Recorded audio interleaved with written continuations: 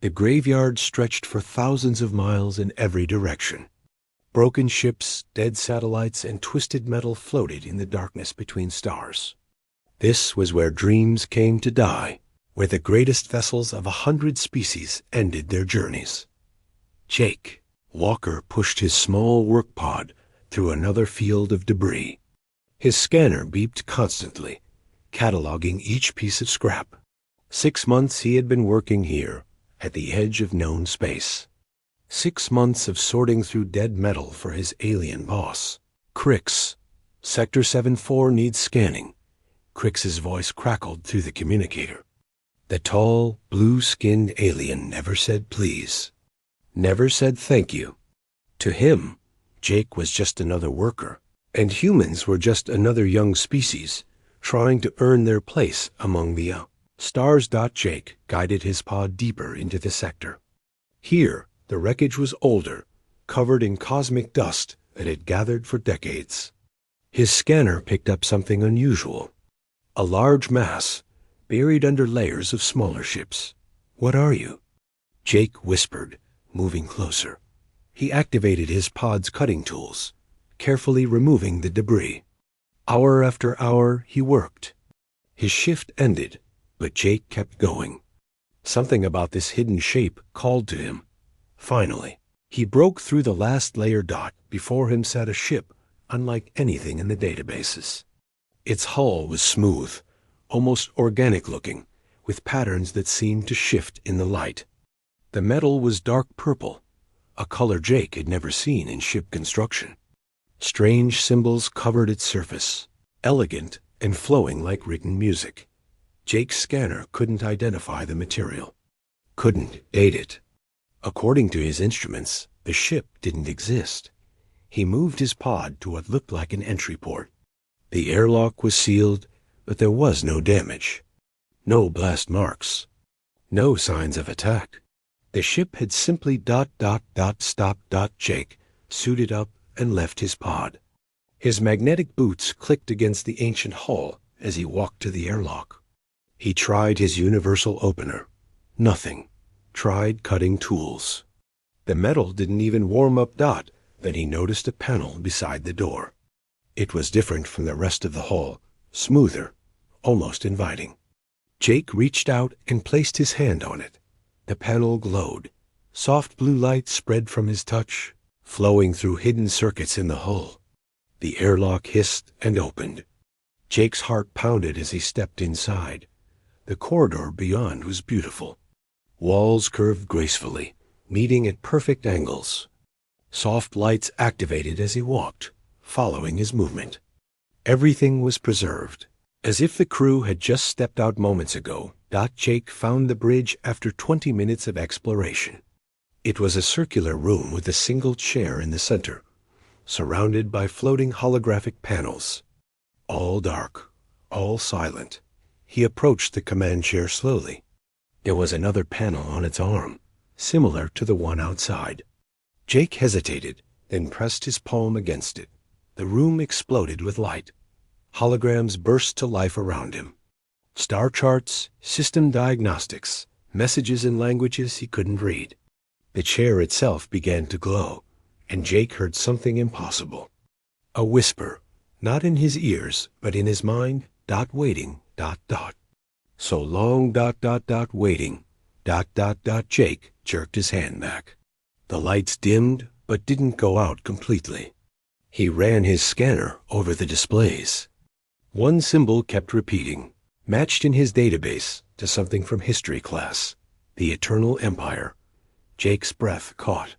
The Eternal Empire had ruled a third of the galaxy until they vanished overnight, exactly 100 years ago. No one knew what happened. Their planets were empty. Their ships were gone. Only ruins remained. But this ship was not a ruin. It was sleeping. Jake heard footsteps in the corridor. He turned to see Crix and 2 other workers entering the bridge. What is this waste of time? Crix demanded. You missed 3 sectors to play with junk? It's Eternal Empire, Jake said. It's intact. Crix laughed, a harsh sound like breaking glass. The Empire is dead. This is scrap. Get back to work. But as Crix turned to leave, Jake saw fear in his eyes. The alien had seen the lights, the responding panels. Jake waited until they were gone, then placed his hand back on the panel. Yes. The voice whispered, "You are different." You can hear ... that the discovery was just beginning. The awakening Jake returned every night after his regular shift. While others slept or drank at the station bar, he worked on the ancient ship. He brought tools, diagnostic equipment, and most importantly, his curiosity. The ship's systems were beyond anything he had studied. Instead of wires and circuits, he found something that looked almost alive. Thin strands of crystal ran through the walls, pulsing faintly when he touched them. They reminded him of nerves, or veins carrying light instead of blood. On the fourth night, Jake made a breakthrough. He discovered that the ship didn't run on regular power. It used something called bioneural energy. The crystals weren't just conductors. They were thinking, processing, waiting for the right kind of mind to connect with them. Jake had always been good with machines. Other mechanics said he had a gift, that he could feel what was wrong with an engine. But this was different. When he touched the crystal pathways, he didn't just feel the ship. He heard it thinking. He spent hours with his hand on the main console, learning to communicate. Not with words, but with intentions, feelings, images. The ship showed him pieces of its memory. Battles in distant stars. Worlds he had never imagined. And always that voice growing clearer. "I am Guardian," it finally said, the words forming clearly in Jake's mind. "I have slept for 100 rotations of your sun. You are the first to hear me. Why can I hear you?" Jake asked aloud. "The others can't. Your species ... humans. Your neural patterns are unique. Chaotic but organized. Rigid but flexible. You think in ways others cannot. Guardian began to teach him. Through their connection, Jake learned to read the ancient symbols, to understand the ship's systems. His mind expanded, processing information at impossible speeds. In minutes, he understood technologies that would take scientists years to decode. "Why did you shut down?" Jake asked one night. "What happened to the Empire?" The ship's consciousness darkened, like a cloud passing over the sun. They came from the void between galaxies. Hunters of consciousness. Devourers of thought. We called them the Void Hunters. They consumed minds, turned our people into empty shells. Our weapons could not stop them. Our shields could not block them. Images flooded Jake's mind. Massive black ships that moved like living things. Worlds going silent. The Empire's greatest fleet torn apart in minutes. We had one choice. Guardian continued. Sleep. Hide our consciousness where they could not reach. Wait for someone who could resist them. Wait for a species they had never encountered. Humans, Jake breathed. Your minds are young but strong. You adapt, you survive. You imagine the impossible. The Void Hunters consume order. You thrive in chaos. Jake felt the ship systems responding more strongly each day. Lights that had been dead for a century blazed to life. Engines that had been cold began to warm. Guardian was waking up fully, drawing strength from their connection. But others noticed. Tom, another human worker, saw Jake leaving the old sector one night. "What you got out there, Jake?" "Found something good?" "Just studying old tech," Jake lied. "Trying to learn." Tom shrugged and moved on, but Jake knew he couldn't keep this secret much longer. The energy signatures were growing stronger. Soon, every scanner in the yard would detect them. Guardian sensed his worry. "We must leave. But first, I need more power." The self-repair systems require activation. Jake knew where to get power cells. The yard storage held dozens of them, salvaged from various ships. But stealing them would be noticed immediately. Unless ... the meteor shower Jake said suddenly. "Tomorrow night. It happens every year. All the sensors go crazy from the interference." "Yes," Guardian agreed. "We can mask our energy signature in the chaos." "But Jake, once we begin, there is no stopping. The Void Hunters left sensors throughout the galaxy. When I fully awaken, they will know Jake thought about his life in the yard. Low pay, no respect, sorting through dead metal while the galaxy moved on without him. Then he thought about Guardian, about the Empire's legacy, about the threats still out there. Then we'd better be ready when they come." That night, Jake didn't sleep. He prepared everything they would need. Tomorrow, during the meteor shower, a forgotten ship would rise again, and the galaxy would never be the same. Asterisk. The Alliance the meteor shower began at midnight. Thousands of burning rocks streaked past the graveyard, their magnetic fields wreaking havoc on every sensor and scanner. Jake moved quickly through the chaos, hauling power cells to Guardian. The ancient ship drank the energy eagerly. With each cell Jake connected, more systems came online. The bridge transformed from a dark museum to a living command center. Holographic displays showed star maps, weapon systems, and something that made Jake's blood run cold. "Guardian, what are these red dots?" "Void Hunter reconnaissance probes. They have been searching for survivors of the Empire for 100 years. There are 17 in this galaxy alone." "17? And nobody noticed?" "They hide in dark space, disguised as debris. Your people have likely scanned them dozens of times without knowing." "But Jake, one is moving." It detected my awakening. Jake worked faster. He ran through the ship, following Guardian's instructions, bringing online systems that had slept for a century. The engine room was massive, with a core that looked like a captured star. The weapon banks held technology beyond anything the current galactic powers possessed. As dawn approached, Guardian was ready. "Jake, I must show you something. Sit in the command chair." Jake hesitated. The chair was built for the Empire's people, who had been taller, thinner than humans. But as he sat, it adjusted, molding itself to his form. "Now, place both hands on the panels. Open your mind completely." The moment Jake's skin touched the panels, the universe exploded into his consciousness. He wasn't just on Guardian anymore. He was Guardian. He felt every system, every weapon, every sensor. The ship's memories became his memories. He saw the Empire at its height. Peaceful worlds working together, art and science flourishing. Then the Void Hunters came, attracted by the Empire's ordered thoughts like moths to flame. The war was brief and devastating. But we learned something in those final days. Guardian said, its voice now coming from within Jake's own thoughts. The Hunters cannot consume minds that think in patterns they don't recognize. Chaos confuses them. Creativity blinds them. Humor is poison to them. And humans have all three in spades. Jake laughed, understanding flooding through him. Yes, your species writes fiction, tells lies for entertainment, imagines impossible things for fun. You are everything they cannot understand. A proximity alarm interrupted them. Jake opened his eyes to see Crix and a security team surrounding the ship. "Jake Walker!" Crix's voice boomed through external speakers. "You are stealing company property.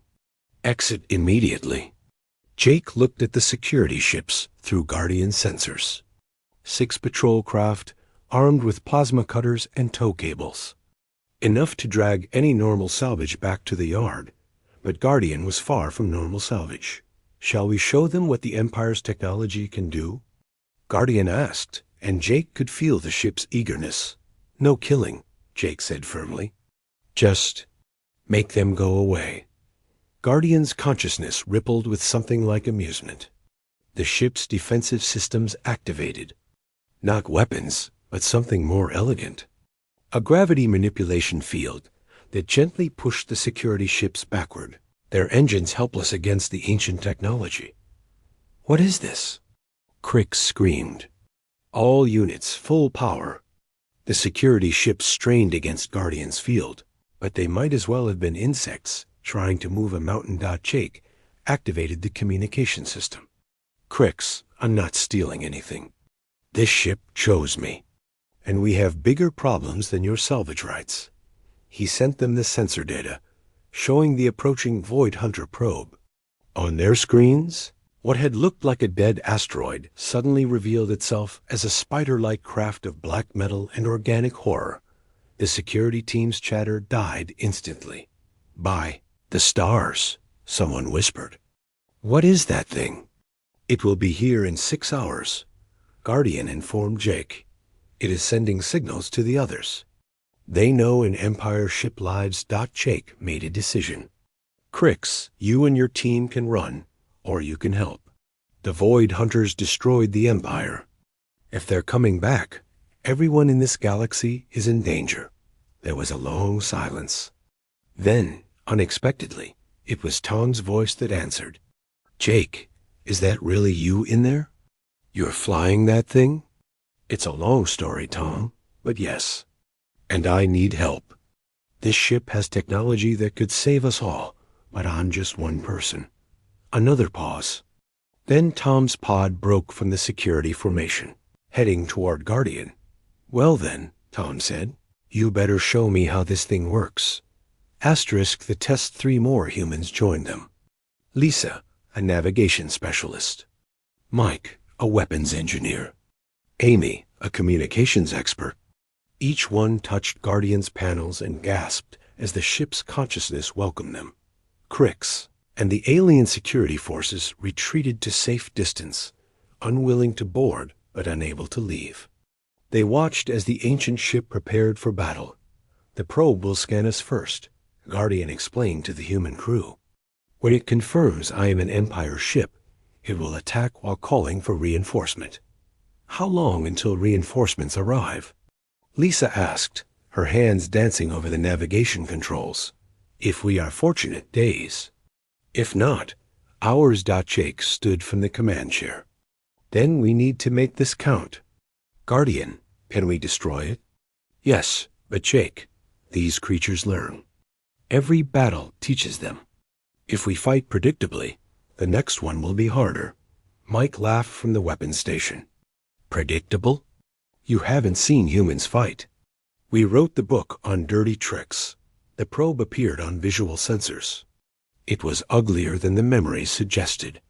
Black metal twisted with organic components, like someone had fused a spaceship with a deep-sea nightmare.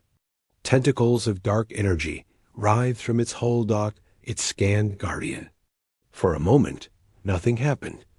Then it screamed, not with sound, but with thought. A psychic shriek that would have shattered most minds. The aliens in the nearby ships cried out in pain, some falling unconscious. But the humans just winced. "That's annoying," Tom said, rubbing his temples. Like nails on a chalkboard, the probe attacked. Beams of pure entropy lashed out, designed to decay matter at the molecular level. Guardian's shields held, but Jake could feel the ship straining. "My turn," Mike announced. He didn't use Guardian's main weapons. Instead, he grabbed a chunk of debris with a tractor beam and flung it at the probe like a fastball. The probe, expecting energy weapons, didn't dodge. The debris smashed into its side, sending it spinning. "Strike one." Mike grinned out. The probe recovered, angry now. It launched fighters, smaller versions of itself that moved like angry wasps. Dozens of them swarming toward Guardian. Lisa had an idea. "Guardian, can you project false sensor readings?" "Yes, but why would trust me?" Her fingers flew over the controls. Suddenly, the space around Guardian filled with sensor ghosts. 100 fake versions of the ship, all moving in different directions. The fighters hesitated, confused. Their simple minds couldn't process which target was real. Amy added to the chaos. She broadcasted human music at full volume on all frequencies. Rock, classical, pop, even commercial jingles. The cacophony of human creativity overloaded the fighters' communication systems. Now, Jake shouted. Mike fired Guardian's real weapons. Ancient energy beams, designed by the Empire's greatest scientists, swept through the confused fighters. In seconds, they were dust. The probe pulled back, recalculating. It had never encountered tactics like these. The Empire had fought with honor, with patterns, with logic. These humans fought with chaos incarnate. Jake felt Guardian's amazement. This is impossible. You are using my systems in ways they were never designed for. Welcome to human engineering, Tom laughed. If it's stupid, but it works, it's not stupid. The probe made one last desperate attack. It reached out with tendrils of psychic energy, trying to grab their minds directly. Jake felt it probing his thoughts, looking for fear, for doubt, for something to consume. It found his memory of last week's cafeteria. Meatloaf. The probe recoiled in horror. Did you just defeat an alien consciousness with bad food memories? Lisa asked. Hey, that meatloaf was a weapon of mass destruction, Jake replied. Together, they pressed the attack. Mike fired weapons in patterns that made no sense. Lisa flew the ship in loops that defied physics. Amy continued her audio assault, now adding human comedy shows to the mix. The probe couldn't adapt. It was built to fight order with chaos, but humans had turned chaos into an art form. Within minutes, it was retreating, damaged, and confused. Should we let it go? Tom asked. Jake thought for a moment. No, if it reports back, they'll know humans can resist them. We need time to prepare. Guardian's main weapon charged. A beam of pure Empire technology, enhanced by human unpredictability. It struck the probe center mass. The Void Hunter ship died silently. But in its last moment, Jake felt something through Guardian's sensors. A signal, sent to the void between galaxies.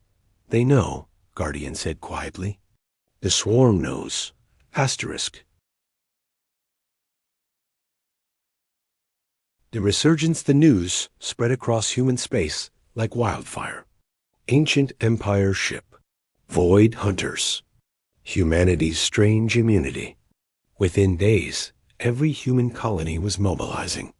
Jake and Guardian led the search for more sleeping ships. The Empire had hidden dozens throughout the galaxy, each one waiting for the right minds to wake them. Only humans could do it. Only human chaos could bring them back to life. In an abandoned nebula, they found Warrior, a battleship twice Guardian's size. Tom became its pilot, his reckless nature perfect for the aggressive vessel. Near a dead star, Lisa awakened Scout, a fast reconnaissance ship that could slip between dimensions. The ship responded to her creative navigation like they were old friends. Mike found his match in Fortress, a defensive platform that he somehow turned into a mobile weapons platform. It's not supposed to move, Guardian had said. Tell that to Mike, Jake replied, watching Fortress barrel through space like a flying tank. More humans came. Pilots, engineers, scientists, even artists and musicians. Each one brought something unique, something the Void Hunters couldn't understand or counter. 3 weeks after the first probe's destruction, long-range sensors detected them. The swarm. Hundreds of Void Hunter ships emerging from the dark between galaxies. That's a lot of ugly, Tom commented over the fleet communication. Jake stood on Guardian's bridge, now expanded to accommodate a full human crew. Through the windows, he could see their fleet. 42 Empire ships, each one painted with human graffiti, modified with human technology, and powered by human imagination. They outnumber us 5-1, Guardian observed. Perfect, Jake grinned. We love being underdogs. The Void Hunters approached in perfect formation, a yawl of darkness that had consumed civilizations for millennia. They broadcasted their psychic scream, expecting terror. The human fleet broadcasted laughter. The battle was like nothing the galaxy had ever seen. Where the Void Hunters moved with precision, the humans moved with inspired madness. Ships flew backwards while firing forwards. Weapons were used as engines. Engines were used as weapons. One pilot, a former pizza delivery driver, figured out how to teleport torpedoes inside enemy ships by using the Empire's transport system backwards. 30 minutes or less, he joked, as another Void Hunter exploded from within. A group of human gamers treated the battle like a raid from their favorite video game, calling out attacks and coordinating strikes with terminology the Void Hunters couldn't decode. Tank pulls aggro. DPS on the heads. Healers keep the shields up. The Void Hunters tried to adapt, but how do you adapt to chaos that changes every second? How do you predict minds that don't even predict themselves? Guardian felt the tide turning. But then, the Void Hunter mothership arrived. A monstrosity the size of a small moon, bristling with weapons that had ended the Empire. "Jake," Guardian said urgently, "I have a weapon that can destroy it, but using it will burn out my consciousness. I will die." Jake felt his heart drop. Guardian wasn't just a ship anymore. It was a friend, a partner. There has to be another way. There is no wait. Amy interrupted from her station. "Guardian, what if we don't use your consciousness alone? What if we network all the ships together?" Lisa caught on immediately. A distributed system. Share the load across all 42 ships. Mike was already working. We'd need to sync the human crews too. Everyone thinking together for just a moment. It was insane. It was impossible. It was perfectly human. Jake reached out through Guardian to every human in the fleet. "Everyone, hands on your panels. Open your minds. We're going to do something stupid, our specialty." Someone replied. 42 Empire ships linked their consciousness. Hundreds of human minds joined the network. For one perfect moment, order and chaos balanced. The Empire's greatest technology merged with humanity's unlimited creativity. The weapon fired, not from one ship, but from all of them. Beams of impossible energy, twisted by human thought into patterns that shouldn't exist. The mothership's shields, designed to stop conventional attacks, shattered like glass hit by a symphony. The mothership broke apart, its death scream echoing through space. The remaining Void Hunters fled, not in retreat, but in terror. They had found something they couldn't consume, couldn't understand, couldn't defeat. Chaos itself, given form and purpose. As the human fleet celebrated, Guardian's voice was warm in Jake's mind. "The Empire fell because we were too rigid. But you have saved what we could not." Jake looked out at the stars, at the human ships now carrying on the Empire's legacy. "We didn't save it," he said. "We made it better. The age of the new Empire had begun. And this time, it would be anything but predictable. The end asterisk